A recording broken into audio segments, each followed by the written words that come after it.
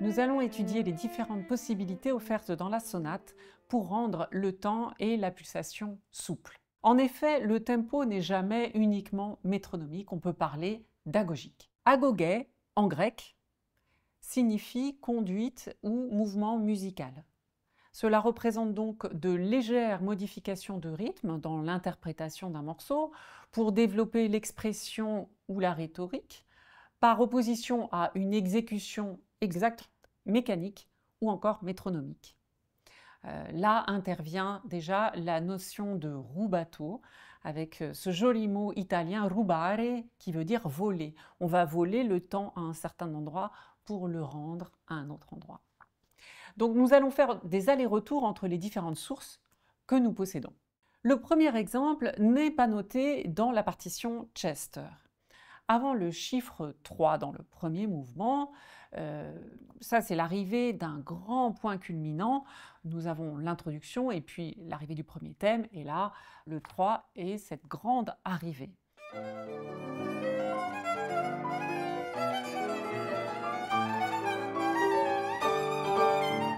Eh bien, dans le manuscrit, qu'est-ce que nous découvrons?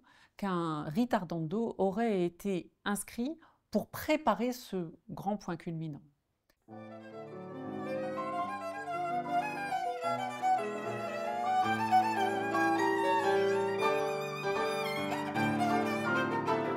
Naturellement, un chanteur qui va préparer un point culminant va souvent dilater le temps pour rendre l'effet plus important. Voilà, mais c'est tout simplement ce qui est écrit dans le manuscrit à cet endroit-là. Il y a des endroits où le ritardando est noté et des endroits où il n'est pas noté. Comme ça ne veut pas dire qu'il ne faut pas le faire, mais ce sont souvent des indications qu'elle aura enlevées du manuscrit dans son édition principale. Il faut toujours sentir la courbe de la phrase pour doser le rubato qu'on veut faire. Nous savons tous que les compositeurs hésitent à noter les ritardando de peur qu'ils soient exagérés ou pas très bien sentis. Un autre exemple se trouve dans le troisième mouvement, au chiffre 25. Le piano a des grandes envolées en triple croche.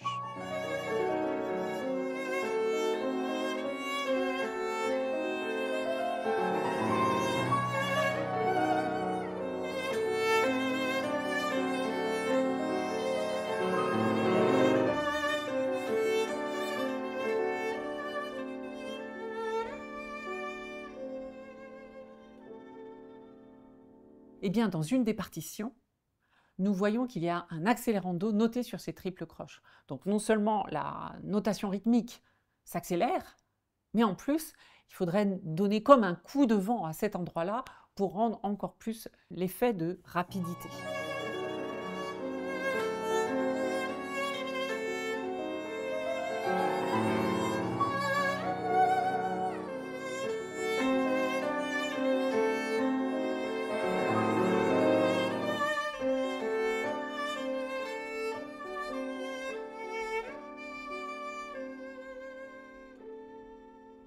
Une autre forme d'altération du temps, tellement précieuse et tellement vocale, est l'inscription colla parte. Il y a une seule incidence où on la retrouve dans l'édition de Chester, mais dans les partitions personnelles des pianistes de Clarke ou dans le manuscrit, on la retrouve souvent, cette indication. C'est une injonction à suivre la voix principale, ce qui sous-entend que la voix principale est en train de bouger rythmiquement, souvent en expansion. Le premier exemple serait dans le premier mouvement, dans le deuxième thème.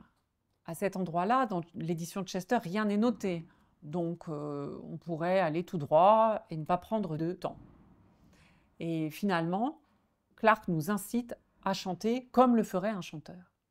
Dans ce deuxième thème très vocal, on trouve dans le manuscrit l'inscription colla parte qui nous incite à prendre du temps à certains endroits.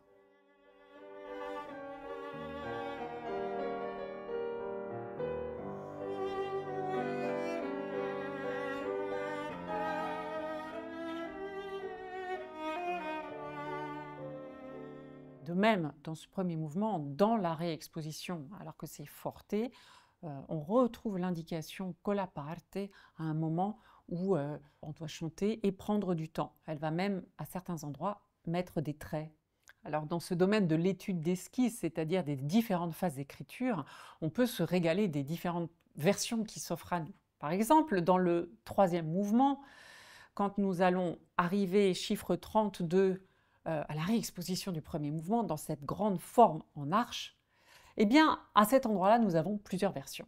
La version initiale, écrite à l'encre dans le manuscrit, nous incite à aller tout droit, aucun changement de tempo noté sur les sextolets, et pas de virgule chiffre 32, tout va tout droit.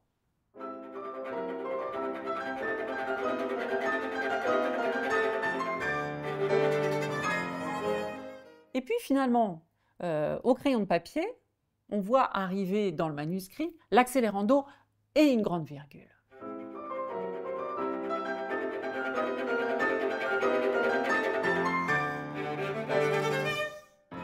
Dans une autre version, on voit écrit time et une virgule. Time, sous-entendu take your time, prendre du temps. Donc exactement l'inverse de l'accélérando.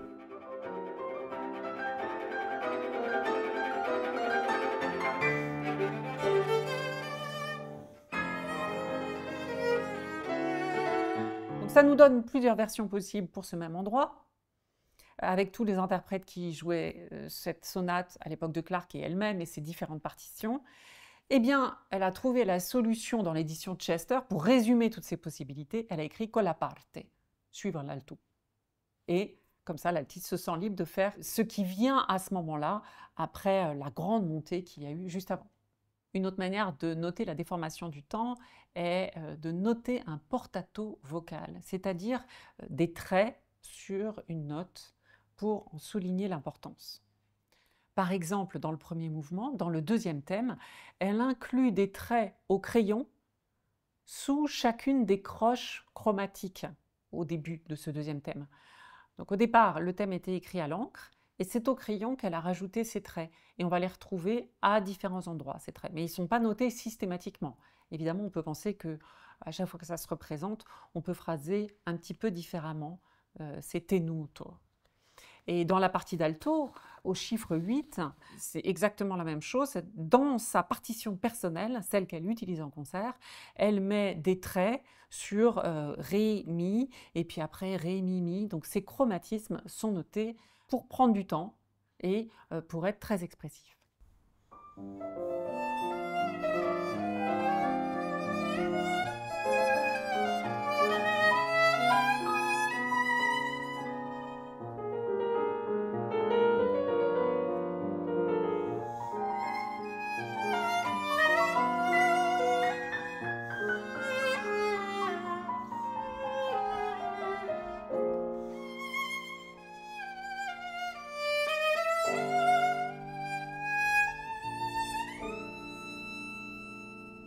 Pour la notion de tenuto, qui rejoint notre rubato, elle donne différents éléments dans le manuscrit.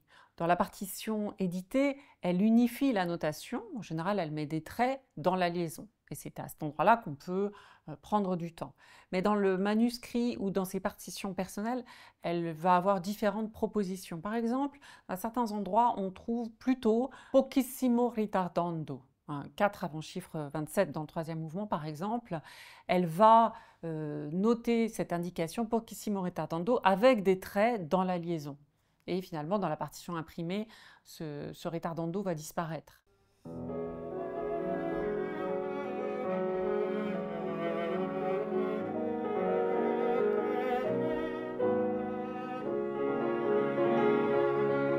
Dans le troisième mouvement, à certains endroits, elle met aussi dans ses partitions personnelles un doigté de glissade qui montre qu'on peut prendre du temps vers cette note-là.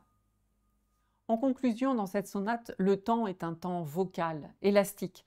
Quand on arrive au point maximal de tension de la phrase, comme par exemple au chiffre 3 dans le premier mouvement, ou quand la phrase est vraiment expressive, à l'endroit où on va avoir des con la parte, la phrase s'étend dans le tempo. Ces variations de tempo sont à vivre à deux et elles indiquent toute la vocalité de cette œuvre.